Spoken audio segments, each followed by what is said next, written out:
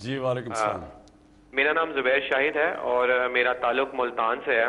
سب سے پہلے میں آپ سے یہ کہنا چاہتا ہوں کہ میں آپ کے ان سپورٹرز میں سے ہوں جنہوں نے آپ کو بڑے ہی دل سے ووٹ دیا ہے فار اے بیٹر چینج۔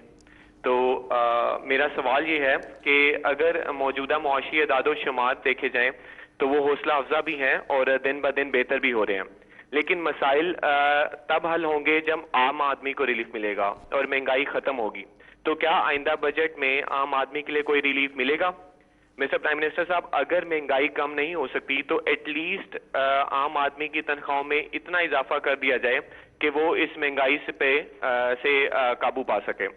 دوسرا یہ ہے کہ جیسے کہ اپوزیشن کہہ رہی ہے کہ ہم اس زبیر بل ایک سوال پوچھا کرو کیونکہ اس کا جواب لمبا ہوتا ہے اور لوگ بہت انتظار کر رہے ہیں، تو ذرا میں آپ کا یہی بہت بڑا سوال ہے آپ کا جو پہلا ہے، تو میں اس کا جواب دیتا ہوں۔ اچھا جی، بسم اللہ الرحمن الرحیم۔ میں پہلے تو اپنی ساری قوم سے اس چیز کا ان سب کو ایک یقین دلانا چاہتا ہوں کہ یہ اللہ کا وعدہ ہے کہ ہر مشکل کے بعد وہ آسانیاں پیدا کرتا ہے، اور پھر جب مشکل وقت آتا ہے تو اس میں ہم سے وہ چاہتا ہے کہ ہم صبر کریں۔ وہ اللہ کو سب سے زیادہ چیز پسند ہے جو انسان مشکل وقت میں صبر کرتا ہے، کیونکہ دیکھیں میری ساری زندگی سٹرگل میں گزری ہے۔ کرکٹ 18 سال کی عمر سے پہلی دفعہ کرکٹ پہلے پہنچنے کے لیے پاکستان ٹیم کے اندر، پھر اس ٹیم کے اندر جگہ بنانے کے لیے، پھر اوپر جانے کے لیے، اور پھر جب آپ سٹرگل کریں، مقابلہ کرتے ہیں، تو اس میں ایک چیز آپ نے یاد رکھنی ہے، زندگی اونچ نیچ کا نام ہے۔ کبھی زندگی کے اندر کوئی آج پہلے دن اٹھا نہیں اور ایک دم کامیاب نہیں ہوا۔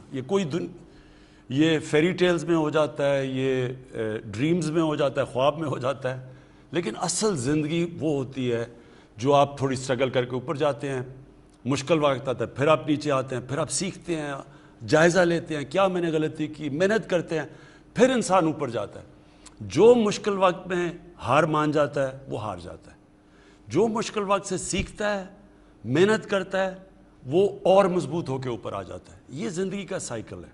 تو میں صرف آپ کو اس چیز کا کہنا چاہتا ہوں کہ دیکھیں، مشکل وقت پہ گورنمنٹ ملی، یہ آپ کوئی بھی انڈیپینڈنٹ لوگوں سے پوچھ لیں کہ کبھی کسی گورنمنٹ کو اتنے مسئلے مسائل ملے جو ہماری گورنمنٹ کو 2018 میں ملے؟ میں آپ کو کہہ رہا ہوں نہیں ملے۔ نہ کبھی اتنا بڑا خسارہ ملا ایکسٹرنل، یعنی جس کو کرنٹ اکاؤنٹ کہتے ہیں، نہ کبھی اتنا بڑا خسارہ ملا انٹرنل جو فسکل ڈیفیسٹ ہے، اور اس کے علاوہ جو قرضوں کا بوجھ پڑا ہوا تھا، بیرونی بھی اندرونی بھی، اور پڑا ہوا ہے ابھی بھی، تو اس کے اندر جس طرح ہمیں یہ کشتی کو لے جانا پڑا، یہ بڑا مشکل کام تھا، لیکن اس میں عوام کو ایک مشکل وقت سے گزرنا پڑنا تھا۔ دیکھیں نا، ایک گھر ہے، میرے پر قرضے چڑھ جاتے ہیں، میں اپنے قرضوں کی قسطیں بھی دینی ہیں، کبھی کوئی بجلی کا بل مانگنے آ رہا ہے، کبھی کوئی کرایہ مانگنے آ رہا ہے، کبھی کوئی اسکول فیس مانگنے آ رہا ہے، تو میں نے وہ قرضے بھی دینے ہیں، اس کے بعد میں نے گھر بھی چلانا ہے۔ تو کیا کروں گا میں اپنے خرچے کم کروں گا، میں بچوں کو اچھے مہنگے اسکول سے دوسرے اسکول میں لے کے آؤں گا جس میں کم فیس ہے، میں گوشت کی جگہ دال کھانا شروع کر دوں گا۔ مجھے خرچے تو کم کرنے ہیں نا، کیونکہ میں نے قرضے دینے ہیں۔ تو لہٰذا جب تک میری آمدنی نہیں بڑھتی، مجھے وہ مشکل وقت سے گزرنا ہے۔ تو میں پہلے دن سے اپنی قوم کو کہا تھا کہ ہمیں ایک مشکل وقت سے گزرنا پڑے گا۔ جب ایک ملک بینکرپٹ ہو جائے تو اس کو اپنے آپ کو اٹھانے کے لیے ٹائم چاہیے۔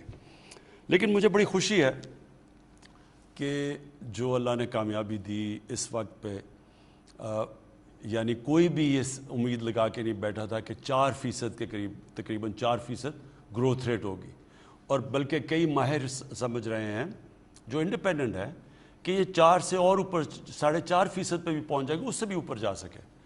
تو اس کا مطلب کہ جو ہم سوچ رہے تھے اور ہمارے مخالف خاص طور پہ سوچ رہے تھے، اس سے بہت تیزی سے اوپر گئے ہم۔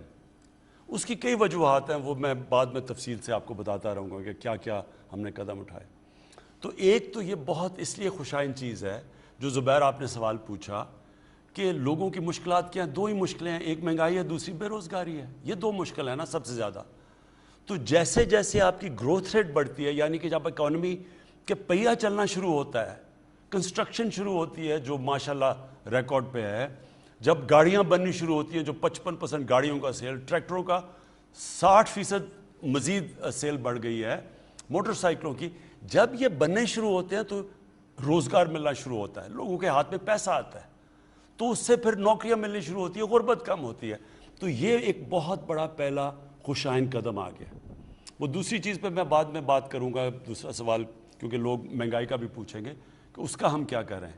لیکن یہ جو پہلا اس وقت جو ہماری اپوزیشن جنہوں نے پہلے دن سے کہا کہ نااہل ہیں اور ان کو نکال دینا چاہیے، اور حالانکہ ابھی ہم شروع ہی ہوئے تھے، انہیں پتہ تھا کتنے مسئلے مسائل ہیں، پھر ساتھ ساتھ انہوں نے یہ کہا کہ اگر ہمیں NRO دے دو تو آپ نااہل نہیں ہوں گے، تو اگر آپ NRO نہیں دیں گے تو ہم آپ کی گورنمنٹ نہیں چلنے دیں گے. اور پھر فوج کو، پاکستان کی فوج کو کہتے کہ الیکٹڈ گورنمنٹ کو گرا دو، کہتے جی الیکشن ٹھیک نہیں ہوا، کوئی ثبوت بھی نہیں دیا.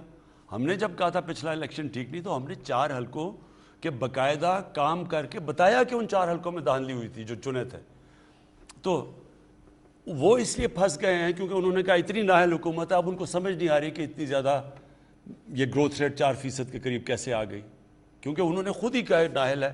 اب وہ پھنس گئے ہیں تو وہ کہتے ہیں جی یہ آپ نے غلط، آپ کی جو سٹیٹسٹکس ہیں وہی غلط ہیں. انشاءاللہ آگے جو میں پھر سے کہتا ہوں کہ جو اللہ نے ہمیں ایک بڑے مشکل وقت اور امتحان سے گزارا ہے، انشاءاللہ اب اس کے بعد آپ مزید اس ملک کو آگے بڑھتے دیکھیں گے. پاکستان میں ہم پہلی دفعہ ایک کام کرنے لگے ہیں. ہم نے ایک بورڈ بنایا ہے جو فیصلہ کرے گا کہ اتنی زیادہ جو ہاؤسنگ سوسائٹیز بن چکی ہیں ان میں سے کون سی لیگل ہیں. یہ سب ویب سائٹ کے اوپر آئے گی تاکہ لوگوں سے دھوکہ نہ ہو. پہلے تو پتہ چلے لیگل سوسائٹی کون سی ہے، ان کے اوپر پوری چیزیں، پھر ہم کن کنڈیشنز پہ لیگل بنے گی، وہ اگر وہ کنڈیشنز میٹ نہیں کرتی تو اس کو اپروو نہیں کیا جائے گا. پھر ان میں سے اور جو مختلف قسم کی سوسائٹیز ہیں، کئی ایلیگل ہیں وہ بند کر دیں گے، جو کہ ابھی کام ہی تھوڑا سا شروع ہوا ہے. کئی سوسائٹیز ایلیگل بن گئی ہیں لیکن انہوں نے اتنے زیادہ پلاٹ بیچ دیے ہیں کہ وہ اب لوگ وہاں رہنا شروع کر دیے ہیں، تو اس کے لیے ایک اور نظام لے کے آ رہے ہیں. کہنے کا مقصد یہ ہے جسٹس عظمت جو ہمارے سپریم کورٹ کے چیف جسٹس تھے، ان کے نیچے ہم نے اب ایک کمیٹی بنائی ہے جو باقاعدہ کیٹیگرائز کر رہی ہے.